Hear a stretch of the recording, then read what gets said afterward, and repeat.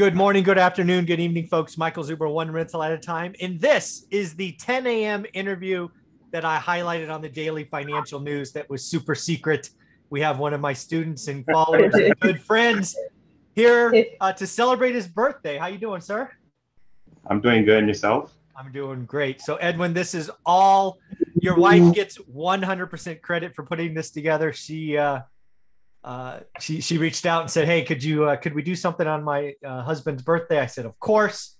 And also, you have a question that I have never been asked before, so I thought we should go through that because it's pretty rare, right? I've been speaking for well over a decade. I hear questions or at least similar questions, but you came up with one, I think, a month ago that I've never been asked. So why don't you go ahead and ask it, and we'll kind of go through it.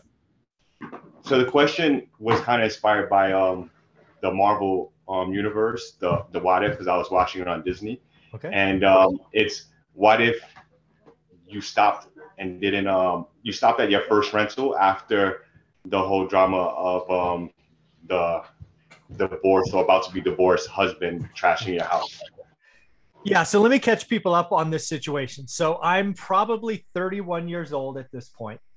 I first come to real estate after losing 150 grand, right? So I'm pretty defeated. I stumble on Rich Dad, Poor Dad. It unlocks another avenue to a better financial future. I waste a year trying to invest in my backyard. Then finally we find Fresno. We buy a property. We stick a tenant in, and the tenant never pays rent. Not only do they not pay rent, they destroy the property. I'm in California, so it's 90 days to get them out. So it's a bad situation. So what the situation you're talking about is I walk into the property, haven't quite seen it yet, with my wife, Olivia, who's the better half in my relationship. And I'm immediately feeling like a failure. I did it again. I hurt my family financially, right? I'm now a year and a half maybe removed from that horrible stock market loss, but I remember it like yesterday, right? So that's the headspace that I'm in. I think we spend 20 minutes there. It feels like hours. We go back to the car. I haven't said one word to Olivia at this point. I get in the car and I am ready for her to say something like, "Sell that piece of junk. We should have never come here." I'm already ready to hear it, right? Yeah. And she says, "Did we do anything wrong?" Right? I'm like, "Oh, where did that come from? I didn't expect that." And basically, did we do anything wrong with the tenant questionnaire and like putting them in? And the answer was no, we did everything right. So that's where I'm at. And obviously the story gets better from there. However, your question is, what happens if that went the other way? I'm sitting in the car. She says something like, "Sell it, get out. This is not for us. Fresno's too far away. Whatever." And I have never been asked that question. That is such a pivotal. It's such a, I don't know what it's called, an important point of my journey. I've never kind of looked at that other path. So let's do that together. So one answer is we sell the property because that was the choice. Either clean it up and rent it or sell it. We would have sold it at a loss. No doubt. It was trash. So I probably would have lost all of my down payment. So that 40 grand I had when I came to real estate would now be 20, and with commission, let's just say I lose half of it. So now I've lost money in the stock market. I lost money in real estate. I went from 200 grand now to 20 grand. I'm 31 years old. I want a better future, and it's not stocks, not real estate. God, this is frightening.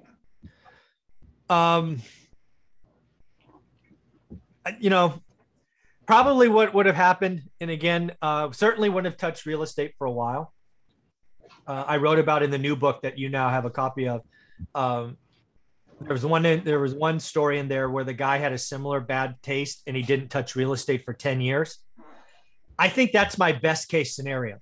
My best case scenario is I lick my wounds for 3, 4, 5 years, and then I come back. I probably don't go to Fresno because I'm sure once we're bitten, we don't go that far away.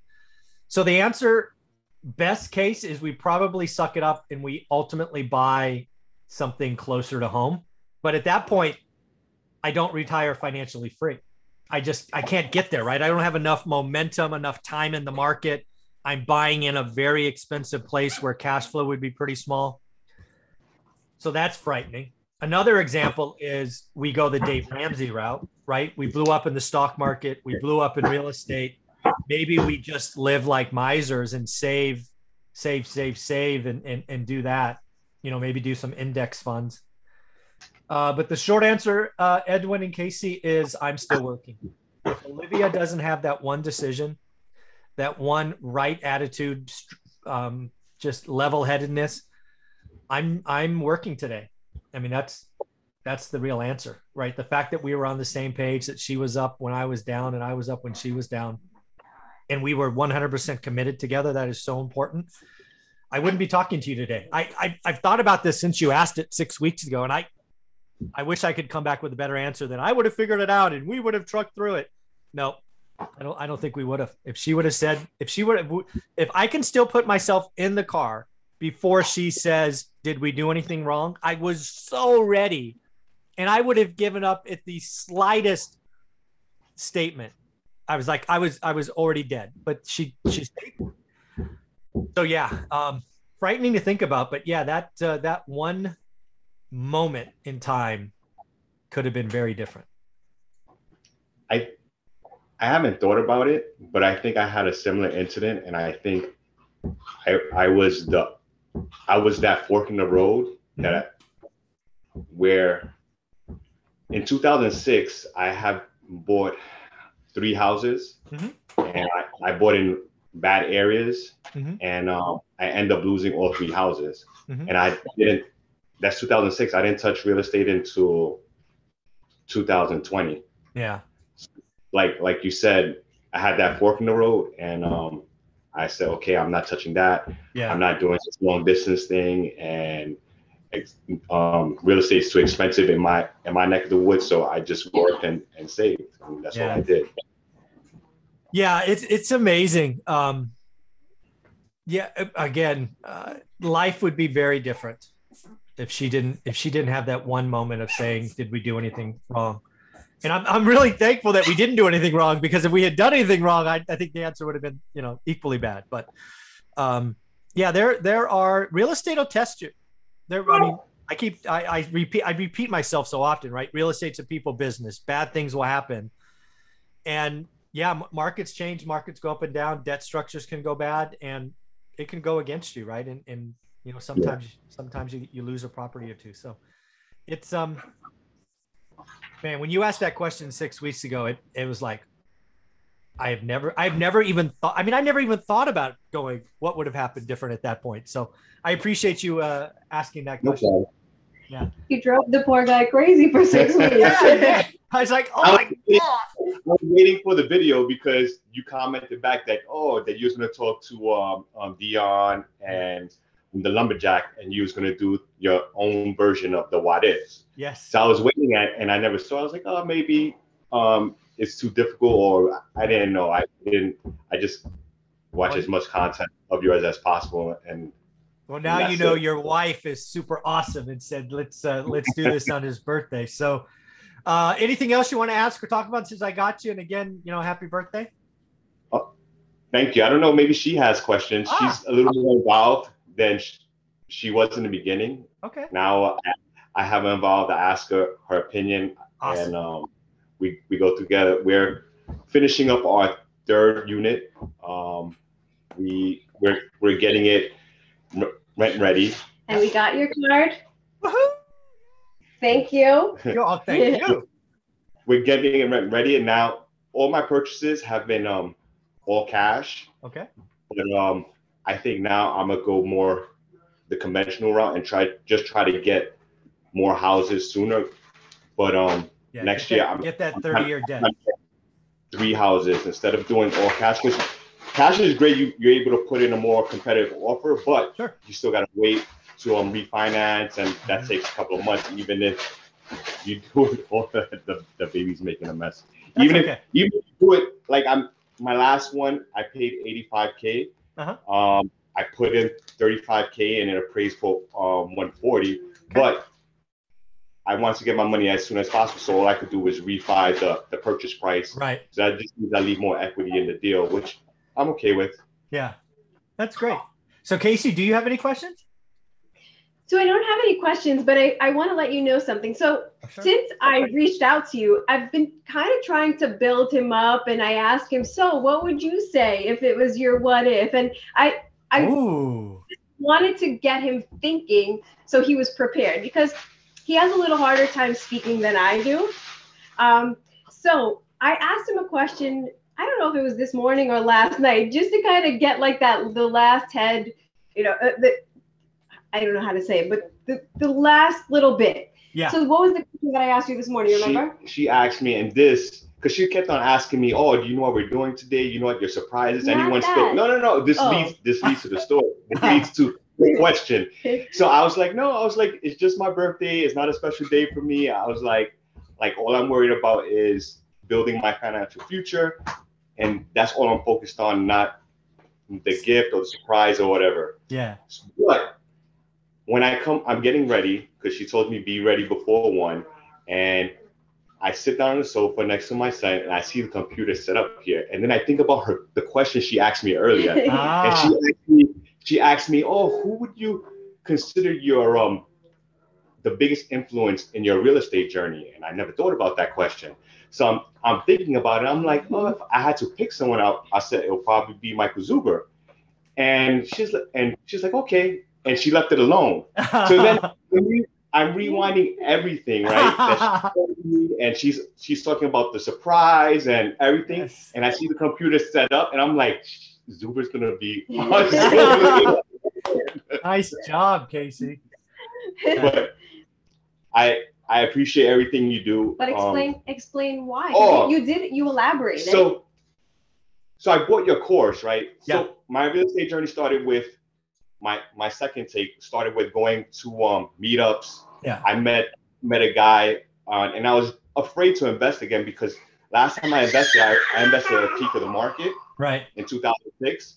And I asked him, I was thinking about investing in Cleveland, and he invested in Cleveland. I'm like, you invested before the pandemic? I mean, not the pandemic. You invested before the crash? He goes, yeah. I'm like, oh, what happened after the crash? Yeah. He was like, oh, my values dipped a little, but the rent kept on coming in. The properties got cheaper. I kept on buying. He was like, so it really didn't affect me. And it gave me more confidence. But I wanted to know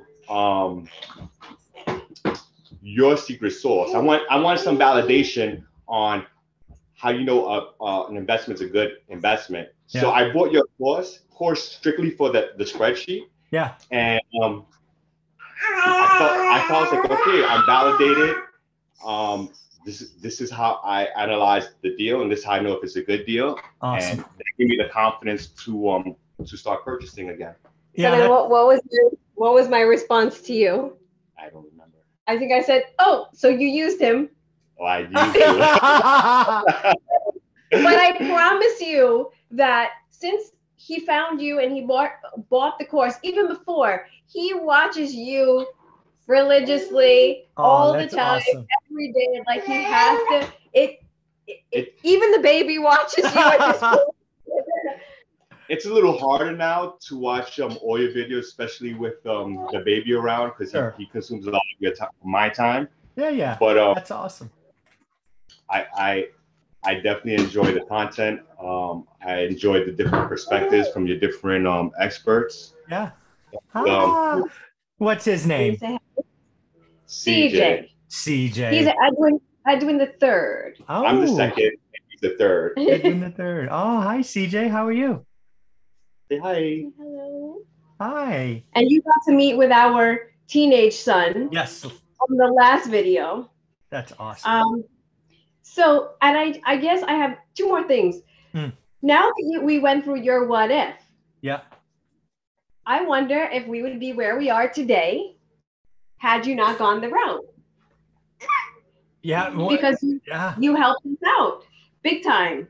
Yeah. I don't think I am who I am today. Again, that one moment in time has never been more important to me now than having this conversation, because initially, and again, I've already had this epiphany just talking with you, Casey, that would have changed my life, but I'd still be working. I'd still be this, I'd still be that. But, at this point, I'm helping well over 2,000 people move forward. We've sent out all these cards and books.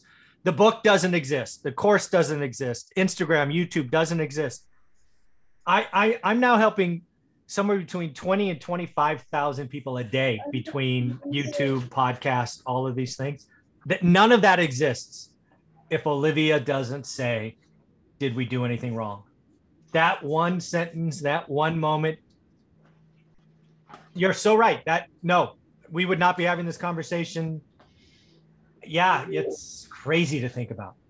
We would not be having this conversation. We might not be on our third property. Right. Well, it's all him. He's the boss.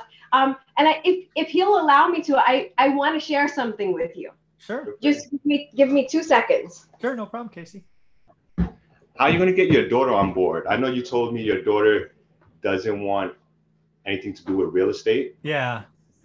But I know you want to leave her stuff in the future. Yeah, so she comes home every Christmas. We're going to have a conversation this year about, because again, like what you'll read in the new book, there's one chapter, I forget which one it is, where the lady's 70 years old and selling her portfolio. So I'm going to have a conversation about what I hope Teresa has in a couple of decades. So the short answer is lots of conversations. I try to get the oldest involved. I talk to him a lot. Our daughter's not interested at all. She's more, maybe like your daughter, she's more into arts and stuff. Oh yeah, for sure. So she's not interested in investing at all. I still try to talk to her a little bit about it. Yeah. You got to keep it up. You just, one thing I will say is it's shocking what they pick up on. Like Teresa, my daughter, out of nowhere, 2 weeks ago, she called me up and she wanted to ask about inflation. I'm like, who's on the phone? Who's doing somebody punking me? Yeah. So keep it up. It's shocking what they pick up. Go ahead, Casey. So I wrote maybe 2 years ago, I wrote something down. It was goals of mine. I had my original goals were outlandish, right? Because my goal was to retire in like 4 years at that time, and like I wanted everything within a 4-year time frame, and I realized by listening to you, and I was like, that's too much pressure. That's asking too much. Yeah. So I wrote something out in it was basically 10 years, 9 years. Nice. And I guess I don't know if you'll be able to see it. So I dug this up the other day. She found it because I didn't know where it was at. And I sent him a picture of it. And I'm really, really proud of him. He'll show you. So I don't know if we can. Oh, yeah. Very cool. Okay. That's nice. So I'm basically on track for 2021. I have 3 houses. And next year I'm supposed to get another 2 houses to be on track to reach my goal in 9 years. That's awesome. And again, as you've seen me talk about and other experts, right? Time in the market will start paying off, right?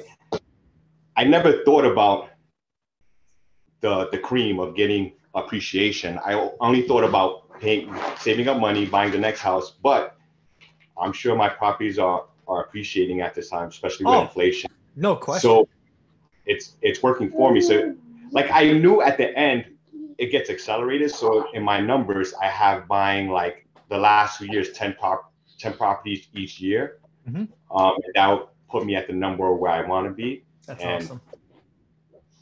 So it's nice to see now. We hang it up and you should. Yeah. And it's clear that you both are on board together. That's awesome. It's great that you can have these conversations. It's really great, Edwin, as you said in the beginning, you're sharing what you're learning with Casey. Keep it up. You guys got to talk about this, be on the same page. You will have bad days, but you'll have some great days too. Time in the market's better than timing the market.